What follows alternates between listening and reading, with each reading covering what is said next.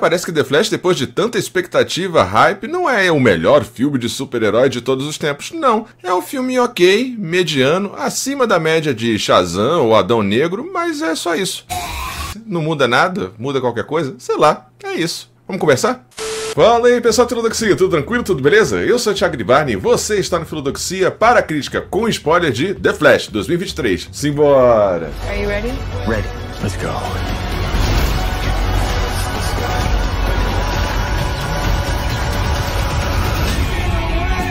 E aqui você já sabe, eu já vou pedindo logo, antes que chegue mais um filme de super-heróis prometendo ser o melhor de todos os tempos da última semana, deixa seu like maroto, se inscreva no canal caso ainda não tenha se inscrito. Se você estiver assistindo essa prévia por qualquer outro lugar que não o canal, passa lá para prestigiar que ajuda muito, beleza? Então agora sim, bora começar! Bom, antes de tudo mais nada, um disclaimer aqui caso você esteja desavisado ou chegou agora no canal. Como disse, sou o Thiago Gribarni, tem uma diferença aí de cenário para quem tá acostumado, tem 2 vídeos aqui no canal, editor, coloca aqui as capinhas por gentileza, falando sobre minha mudança. Eu e minha esposa, a gente tá morando em casas separadas, né? Eu tô aí em outro município, Nova Friburgo, então tem 2 estúdios, 2 lugares, então as coisas estão se ajeitando em termos de áudio, vídeo e tudo mais. Esse nem é o cenário definitivo, nem o áudio. Feito esse disclaimer, vamos lá. Andy Muschietti, editor, coloca a carinha dele aqui. Andy Muschietti, dá pra colocar? Dá pra colocar? Aqui, dá pra colocar, né? Então, é o responsável pelo bom It, né? A regravação de It, argentino, eu já gosto muito, né? Você tem aí a presença de Hispanohablantes, né? Então isso é bem legal, um bom diretor, já tá aí com o projeto, segundo James Gunn, com o projeto do novo filme do Batman, né? Então, o Andy Muschietti, que ele tem um tarimba boa. Mas assim, The Flash é um filme que expressa, da melhor maneira possível, todas as confusões. A confusão com Ezra Miller, que se fosse mulher ou preta ou parda, já teria sido cancelado, o filme teria sido cancelado talvez. A questão de mudança de diretor, mudança de roteirista, a própria mudança na Discovery, Warner e tal. O filme expressa um pouco isso, mas da melhor maneira possível, sabe? Faz o melhor possível dentro dessa coxa de retalho. É evidente em alguns trechos do filme, essa coisa da montagem, por exemplo, de que foi um filme mexido, futucado, costurado, quase que um Frankenstein, mas um Frankensteinzinho bonitinho, sabe? Ajeitadinho, que diverte, tem umas piadinhas, um pouco às vezes exageradas, outras nem tanto, tem um clima legal, um tom aventuresco, como eu disse, bem melhor que Shazam e também Adão Negro. Não que eu não tenha gostado desses dois, mas um filme melhor resolvido, mais contido em si. Enfim, é um filme que é fruto dessa nova fase de transição, chegada do James Gunn e tudo mais, que expressa isso, mas de uma maneira honesta, de uma maneira legal, e um Frankenstein bonitinho, como eu disse, e o filme tem coração no lugar certo, apesar de todos os pesares que a gente vai discutir aqui hoje. Bom, então vamos lá. E antes de a gente começar a discutir as questões do filme, técnica, som, trilha sonora, homenagens, cameos, participações, etc., eu achei que não daria pra chamar aqui em The Flash, mas dá pra chamar um... Momento filosófico.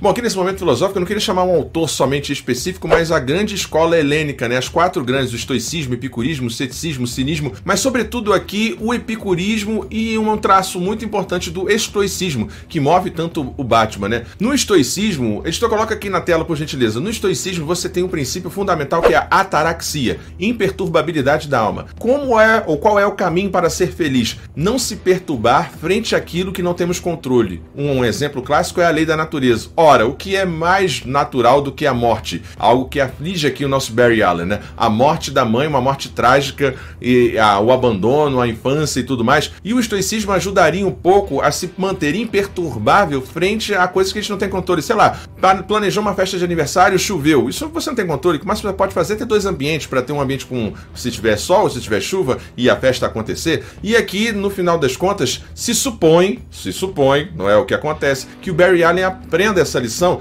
de que Maktub tem que ser, coisas que tem que acontecer, deixa estar, isso te molda, isso te forma, mas o filme aqui, como a gente vai ver mais adiante, ele não tem essa lição tão bem empregada assim, mas o Batman, ele simboliza um pouco isso, esse estoicismo, né? Essa imperturbabilidade, por mais que falseada ou em negação com relação ao próprio trauma do Batman, os pais e tudo mais, né? Porque se ele fosse bem resolvido, ele nem seria o Batman, para começo de conversa, né? Mas assim, o estoicismo é uma coisa legal de chamar. Epicuro também, né? O epicurismo diz da felicidade com relação à morte. A morte seria uma coisa que perturba a nossa alma, nos traz medo, nos traz falta de prazer, nos traz dor, o medo da morte. E Epicuro diz algo interessante com relação aí às mortes trágicas, né, tanto pro Barry quanto pro Bruce, que é a questão seguinte, Epicuro traz a ideia de não é possível ou não é necessário se preocupar com a morte, porque quando a morte chegar, eu já não estou, e enquanto eu estou, ela não está. Dá pra pegar a ideia? Então, enquanto você está vivo, preocupe-se em viver. Então é um pouco isso que deveria o Barry Allen aprender, né, de alguma maneira, né, a não ficar olhando a vida no retrovisor, ao se satisfazer ou sei lá, ter a ataraxia, entender e aceitar as tragédias, a perda da sua mãe, etc., do seu pai, como algo constitutivo da vida e seguir adiante, né? Muito mais do que tentar remediar o passado, é mais interessante tentar construir um futuro novo. Então, de tanto correr para frente com um olhar no retrovisor, ele acaba meio que retrocedendo e ficando preso a um passado e não seguindo adiante. Acho que a escola helênica, tanto com o epicurismo quanto com o estoicismo, dá pra gente pensar um pouco essas questões aqui do filme. Bom, voltando aqui pra crítica propriamente, a questão da trilha sonora, né? A trilha sonora, ela é bastante ok, sei lá, quase que genérica, né? Com exceção do brilho, da reminiscência da trilha clássica do Danny Elfman, do Batman do Tim Burton de 89 e tudo mais, é uma trilha qualquer coisa, é um remendo, assim como um pouco o filme. Ela é operante, funcional, tudo bem, mas eu queria fazer um parênteses aqui sobre Ezra Miller. Ezra Miller se envolveu em bastantes problemas e tal, e tá aí, né, tentando reorganizar sua saúde mental, que sempre pareceu frágil ou que, enfim, requer atenção à saúde mental do Ezra. A questão dele não binário, né? Ou certo seria falar dele não ser binário e tudo mais. Mas assim, o caso do Ezra Miller me faz pensar como a indústria ela é sexista, como a indústria é racista. Porque, sei lá, no caso do tapa do Will Smith, ele foi meio que cancelado por conta do tapa. E o tapa é muito menor do que tudo que aconteceu e tudo que o Ezra fez, foi acusado, teve acordo e tal. Então, sei lá, eu fico pensando nessa questão do machismo e do racismo que tem na indústria e como casos e casos são, de alguma forma, de recuperação. Porque, sei lá, geralmente é o mesmo padrão. Sei lá, homens brancos, né, e problemáticos se recuperam melhor na indústria. A Amber Heard, no caso do Johnny Depp, não vai ser a mesma coisa, por exemplo. Então você tem, sei lá, Robert Downey Jr. com a questão das drogas e tal, aí agora o Johnny Depp, agora o próprio Ezra, sei lá, me faz pensar um pouco sobre isso, mas ele entrega. Também nada demais, tá? Ele poderia ser substituído, não tem nada demais, é um bom trabalho, é crível os dois flashes ali e tudo mais, mas sei lá, o que me chamou mais atenção, além da atuação que é boa, mas acho que tem muitos outros atores que também poderiam fazer, tudo bem, mas essa questão da indústria me fez pensar. Voltando pro filme em si, queria falar do famigerado CGI da computação gráfica. É risível, né? É assim, tem umas cenas, assim, eu sei, o Andy Muschietti falou, o diretor, que era uma questão de mostrar a realidade tal qual o Flash vê distorcida. Para, Muschietti! Ô, Muschietti! Para com isso, licença poética para justificar efeitos práticos feitos às pressas, efeitos práticos, ó, CGI feito às pressas, que isso, cara, tudo com cara de massinha, é PlayStation 3, nem 4 nem 5, tem a cena do bebê e a coisa lá da força de aceleração, da cronosfera, uma coisa esquisitíssima, uns bonecos de massinha. Puta que pariu! Com exceção de um take que é muito evidente e notório, o editor coloca aí na tela, por favor, que é quando você faz um chicote na hora que ele vai dar o primeiro sprint, né? Então o fundo sai e ele dá o sprint. Esse take, assim, é muito original, essa ideia é muito original, mas no geral é um filme operante, genérico, que você vê os bonecos de massa e não muda muito com relação ao trailer. Esse papo de que no trailer vai mudar, isso é só a beta alfa do jogo, papo furado, tá zoado, tá ruim, trilha sonora genérica, computação gráfica genérica, mas vamos falar do que importa, que é The Batman.